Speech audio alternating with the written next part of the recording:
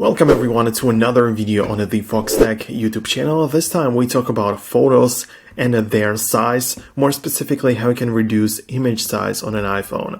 Now if you just go ahead and open up the Photos app and check out any random photo, let's say it's going to be this one, you can just swipe up on it and see the exact size. So this one is, let's say, 4.3 megabytes, right? So if you want to just make it smaller, well, technically the very first easy option is just to just take a screenshot like this and just resize it, like crop it, save this to photos. So you can see I have a screenshot, and if I just take a look at it right now, it has even more, so it has 7 megabytes. So this obviously does not work, although it kind of should. I expected that to work, but never mind.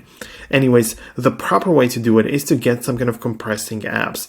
I'd like to use this one, for example.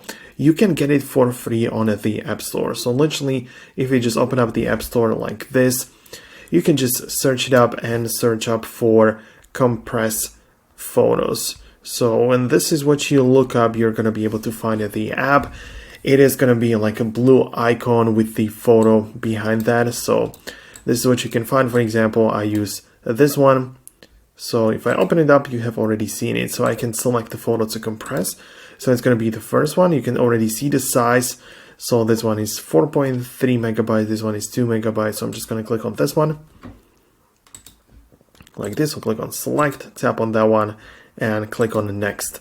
Now here is when it gets interesting, because you can play with the quality as well as the dimensions. So you can lower it a little bit, so you can make the dimensions smaller and the quality smaller as well. So you can make it go like this as well, and just compress it.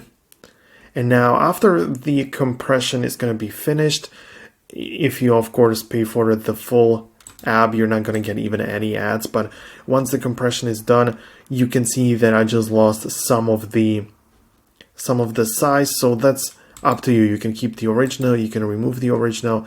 As I say, it is literally up to you to decide. So let's say this is my logo right here, and this is what I'm going to click on. Just again, select it like this, click on the next, and I can make it larger, I can make it smaller, so it is up to me to decide. And there are of course other apps which do the same stuff. There are different compressing apps, but this is the whole point behind it. Also, if you don't want to use an app, you can of course just look it up online, like compress image online, and this is what you can basically find out in here and upload photos to some kind of website, so you can do it online as well. So it's really the same process, but without any third-party app.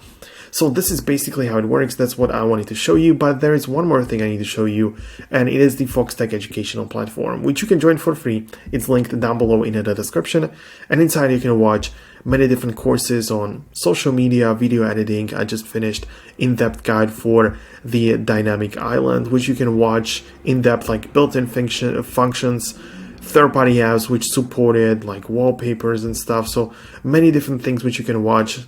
As I say, it's free to join, so go ahead and check it out right now. Thank you very much for watching, and I'll see you in the next video.